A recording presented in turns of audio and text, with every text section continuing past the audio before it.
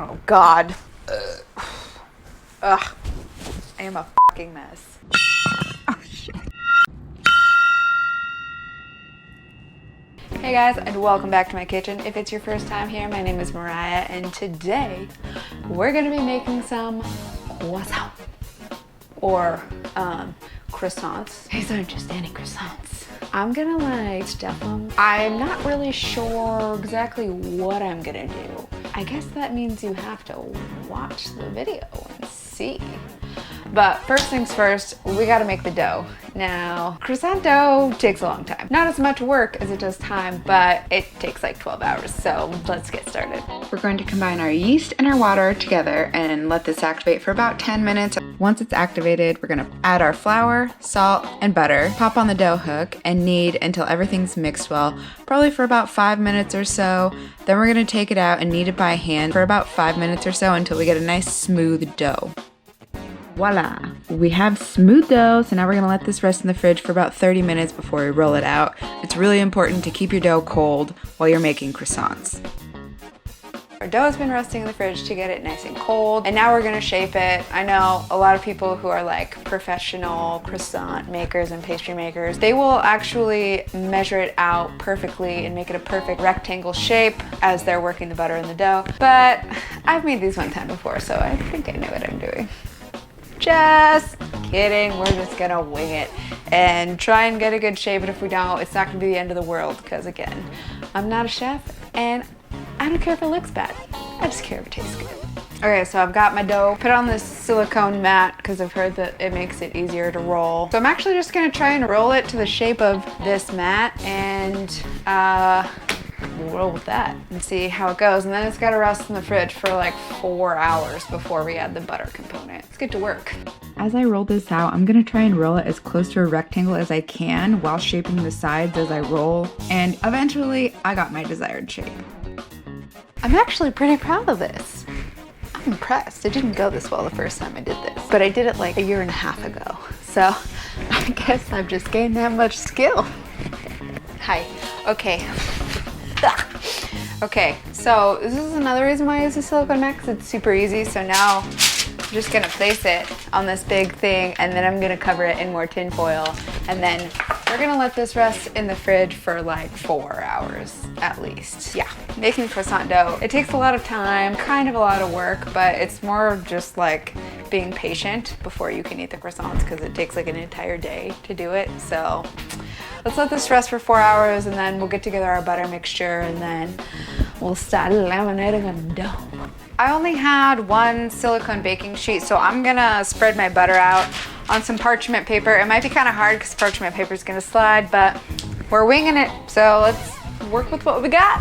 For our butter mixture, we're adding about 1.5 cups of butter and 2 tablespoons of flour, and we're gonna mix that until it's well combined.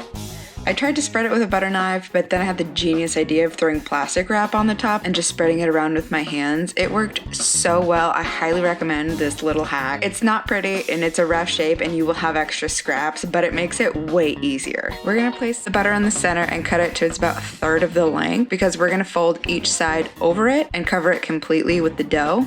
We're gonna fold and roll this out 3 times. This process is called laminating the dough, and by the end of it, we're gonna get 81 layers in this bad boy.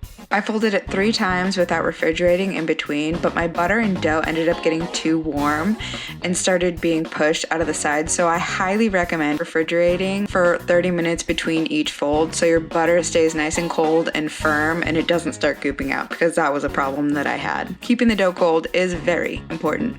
My bad. This is how our dough ended up turning out. Once I started rolling in certain areas, butter started spewing out. So it made it really hard to roll it, and it got butter everywhere. Other than that, I think it looks okay. I don't know, I guess we'll check back in the morning and see how these turn out. Oh damn, I look like a hot mess right now. It's about 4 a.m. right now, and I'm starting these because I want some croissants for breakfast, and I'm hungry.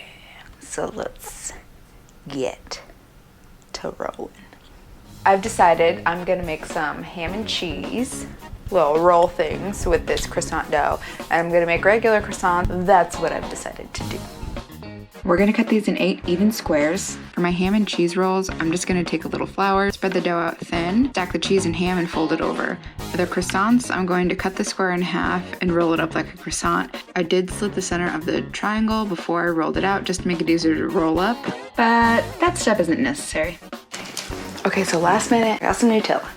Now I think we should make a Nutella croissant. I mean, I'm making like 4 different things here, so I might as well just play with it. I wrote the Nutella ones the same as the ham and cheese, and once I was done, I put these in the fridge to chill for at least an hour before baking. Don't judge me. You would do it too. Meanwhile. So, how's your quarantine life going?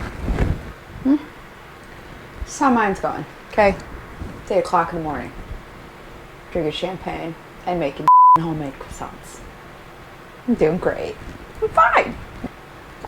I think I might, well, I've already started drinking, so I guess, like, what else is there to do? Probably shouldn't put that in the video. It's been about an hour and a half and I'm starving. Our pastries have been resting in the fridge, so I'm gonna rub some egg wash on them and we're gonna throw them in the oven, bake them at 400 for about 20 minutes until they get golden brown, and then we're gonna dive right in and test taste these bad boys.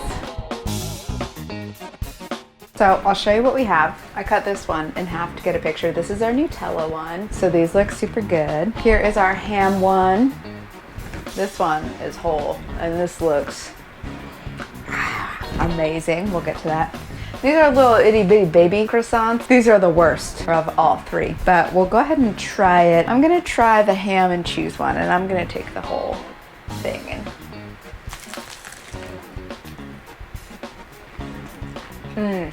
Hell yeah.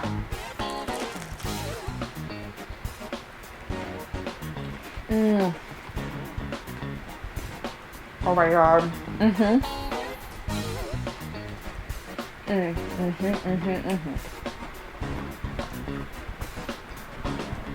Let's try this Nutella one now.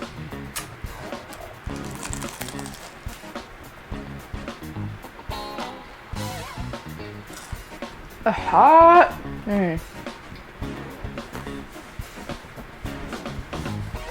It's really good. I put the perfect amount of Nutella. Recommend that one. Time to dive into this little baby guy.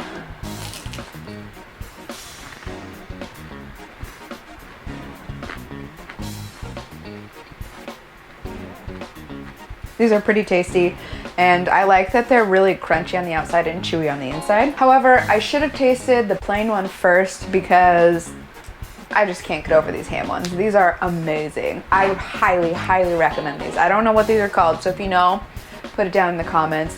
And if you have any critiques for me to better my croissant dough making, please put them down in the comments. I hope you guys enjoyed this video. Have a good day. See you in the next one. Bye. Oh my god. It's everywhere.